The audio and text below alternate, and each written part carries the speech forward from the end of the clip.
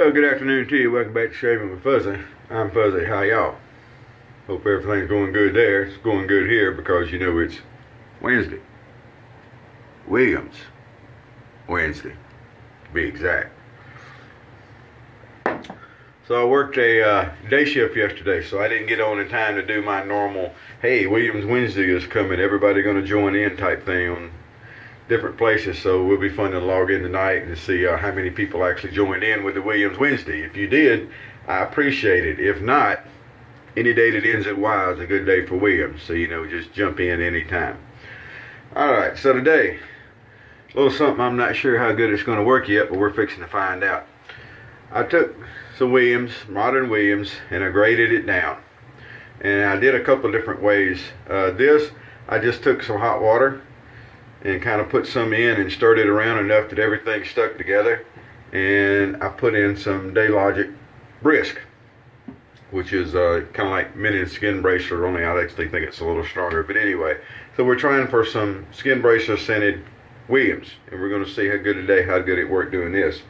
The other one I did was Aqua Velva, and I actually poured more water in it, and it makes kind of a smoother slurry, and then you let it sit. And I've used it, and it worked good.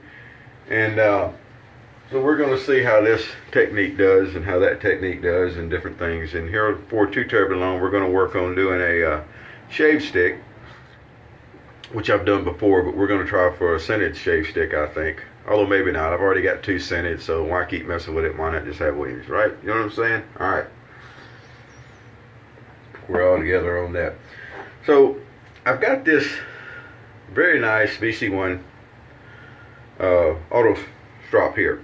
Came from Rob, another one of the ones he sent. If you remembered, it was in the really nice box. Appreciate it. So I actually did this video the other day, and yeah, video blew up. It didn't work, so no one got to see that one. So we're going to do it again. Now, one thing I found out, I thought the B models of the Valet Auto Strop were the adjustable ones. Kind of find out anything after the B model, and I believe that's B and after on the auto strops, not the or the Valet Auto Strops, excuse me, not the auto but Valet Auto Strops, or somewhat adjustable. And what they did, and after I read the instructions, it hit me and I went back and looked. So what they did, if you'll notice, the blade stops are long. So as long as when you bring the blade stops, the grill down, that you don't go past where the blade stops are holding the blade, you can get the motion in there. And of course that opens up the blade gap, and that should, you know, give you a different feel. I'm sure it will. So what we're going to do is, I was excited to find that out. I don't know why I didn't know that before. I guess I never really read the directions good enough or whatever. I don't know. We do have a copy of the instructions over on Toast in the Shave School section if anybody would like to go read them. But there we go. That's what we're going to try today. And this is actually one of the feather blades. It's not on its first shave. Usually after a couple of shaves, these things nosedive. Just the way it is. They're really sharp, a couple of shaves, and then just all of a sudden they fall off. There's no almost or near or could be or it just falls off. So we're going to see what happens with that today. We're using our horse brush. Valong, however you pronounce it. I say Valong, whatever. Horse brush to go along with our Williams soap, and that should do us really well today for Williams Wednesday. So there we go. That's what we're going to do. We're going to try out some homemade scented Williams, modern Williams soap.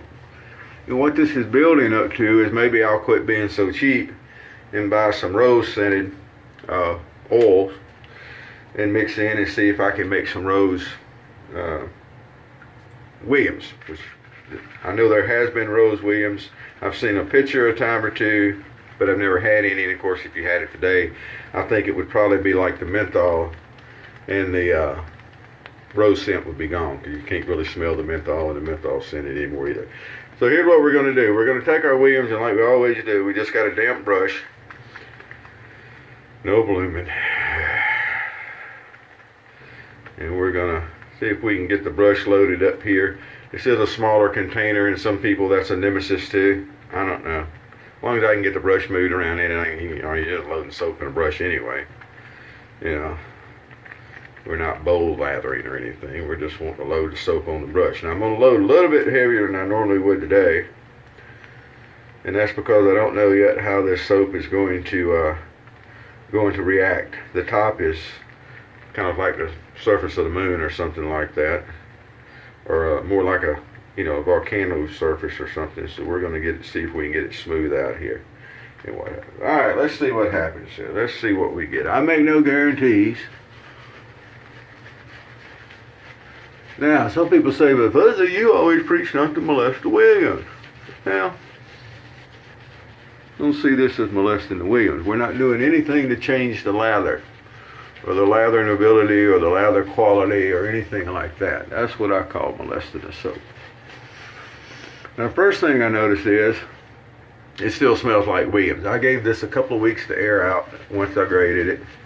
I don't remember how long I aired it out, but it was a couple of weeks. But there's not a whole lot of the aftershave smell to it. So in that sense, I failed. Now that being said, I can always put a couple of drops of the aftershave on top of the soap before I go to use it. I do that with my Old Spice soap because the Old Spice soap, the vintage Old Spice soap, doesn't really have the Old Spice scent anymore.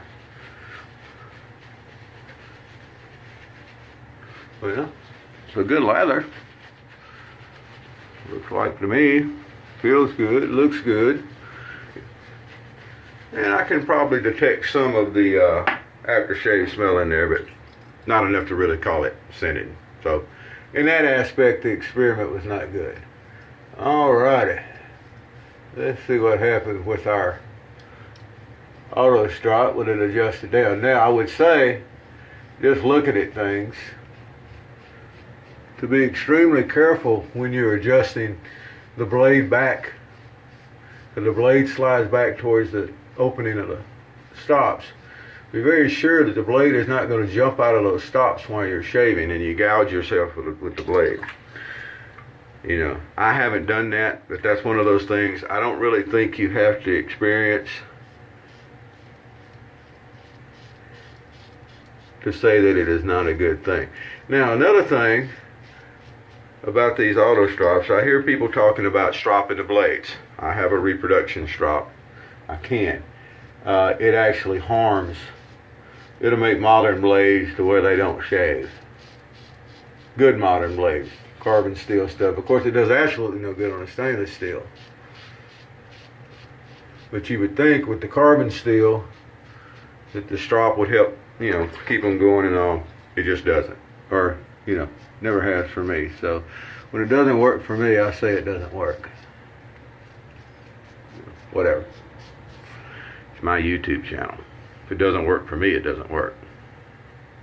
Alright. There we go. Well, it cleaned up good around the goatee too. So, the adjusted on the auto strop. Smooth. These auto strops are good, smooth shavers. Now, I can't tell it's making a lot of difference in the shave, or any difference in the shave. But, I guess it's a fun thing to do because you can. But, adjustable razors, you turn them up, leave them up, and turn them loose. I do. It's the right way to do it. It's my YouTube channel. It's the way I do it. It's the right way. So,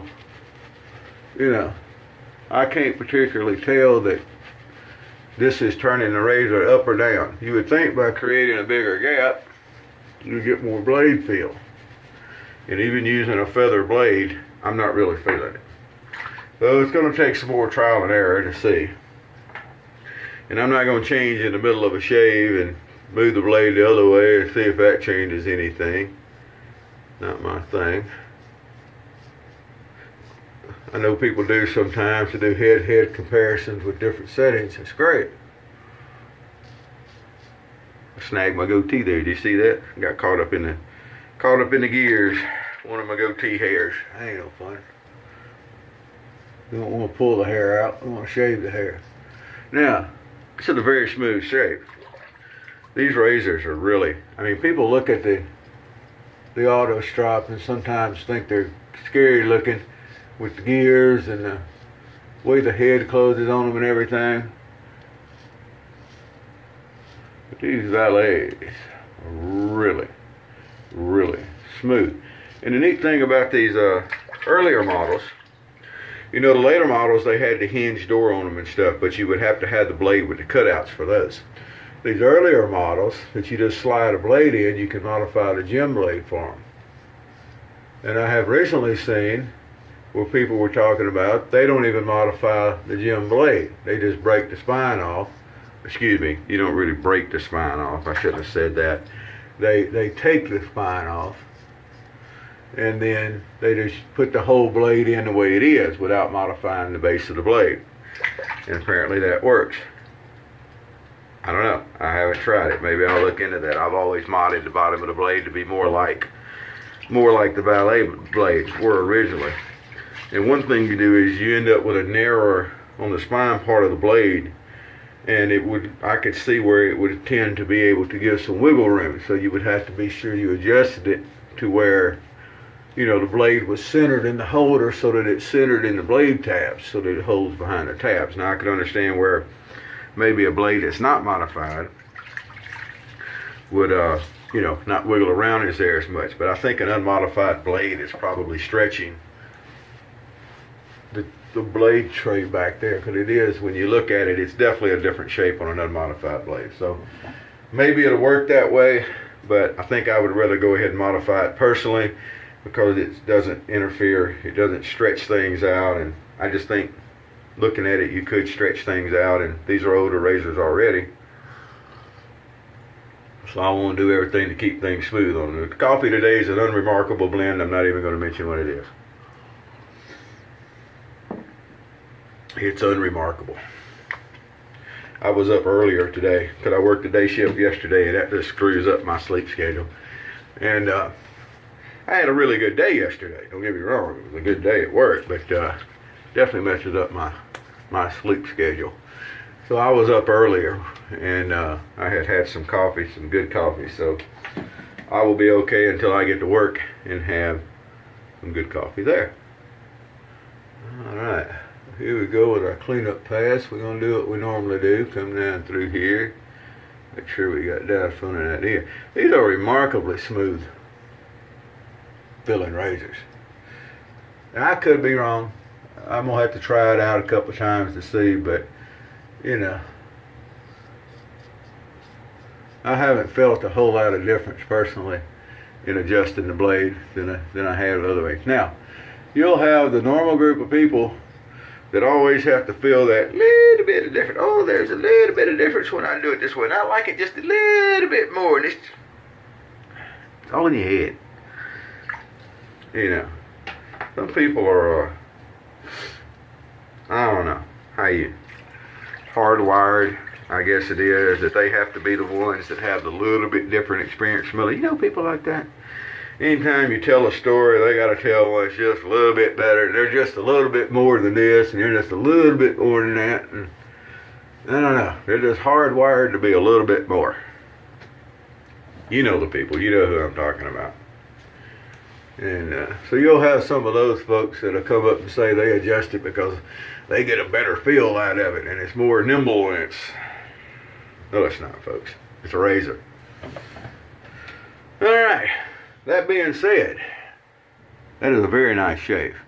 Very, very, very nice shave. Now, the shave I had, where that was Tobacco Tuesday shave, and I've got a picture of it. So if you go and look at my Scent of the Day pictures, when I get around to posting them, I'll have two that have the same razor back to back, and I almost never do that.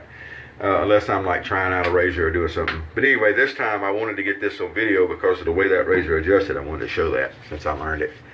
And thanks to the gentleman over at the Shave Den, who goes by the name BBS, for pointing out that that razor would do that. Because I was thinking it was just the, like I said, just the B models. And he pointed it out, and I said, I don't know if that's right. I'm not sure. I don't think, and I went over and looked at the directions, and lo and behold, he's right. So let that be a lesson. Even when you think you're right, go check, make sure, because sometimes you ain't. And I have found that to be true, believe it or not, that sometimes I ain't right. But anyway, I don't give up without checking my facts. I don't just think I'm wrong a lot of times because somebody says so. I don't know. sometimes takes more than just being told. I'm a visual type on some things sometimes. But there we go. So we got a really good shave in. Mediocre coffee. Nothing spectacular. It happens. But we got a great fillet shave. We got some menthol going here with the Daylogic, which was the old Rite Aid brand. And since, you know, Rite Aids around here were bought out by Walgreens, not going to have that anymore. Now, one thing I will say, I didn't really get a whole lot of scent out of this. I may put some more on top of, see if it'll soak in. But as far as just, if you have a container that you want to put some Williams in that doesn't conform to the cake, you can grate it down, mix some hot water in and stir it around and get it down and let it dry, and it'll fit into whichever container you want. Next, I may do that with some vintage Williams, and I may have a couple of little containers of vintage Williams to give away as prizes on stuff or whatever. So that may happen over at the Shave Den soon. If you never shave with vintage Williams, you're in for a treat. All you got to do is pay for it, because the prices are going up and up and up on that certain auction site over there. So, alrighty. And speaking of vintage soaps, if you get a chance, it's usually cheaper and easier to pick up the Colgate. And whether it's the mug soap, the cup soap, or the barbershop soap, I recommend that you pick up some vintage Colgate. That's good stuff also. Hadn't been made, and I don't know when they quit making it, but it hadn't been made in a little while. So give that a try. Next coming up, we're going to do some Burma Shave shaves, because I haven't noticed I haven't shaved with my Burma Shave soap in a while, and that's another good one. And, you know, plus Rob sent me a Burma Shave brush. You know, isn't that nice? Now, this one's like it's never been used. I will probably keep it that way, but I do have some that have been used that I'll probably use, and we'll do an actual Burma Shave with, I don't know, we'll figure out an aftershave to use with it. So, you know, y'all have a great day. I got to get off and go into work. And wherever you are, I hope it's doing good. It's starting to heat up down here in Louisiana. It's in the 80s today, and we're rolling into summer. So here we go. And rolling into June with hurricane season. So here we go again. Good to see y'all. Appreciate everybody that subscribed. I appreciate everybody that jumps over to Toast, Original Safety 2. That's the number 2.com. All one word, theoriginalsafety2.com. And come over and see us. This is what we do, single edge injector razors. That's it. You know what I'm saying? All right. We'll see y'all later. And happy shave, Steve.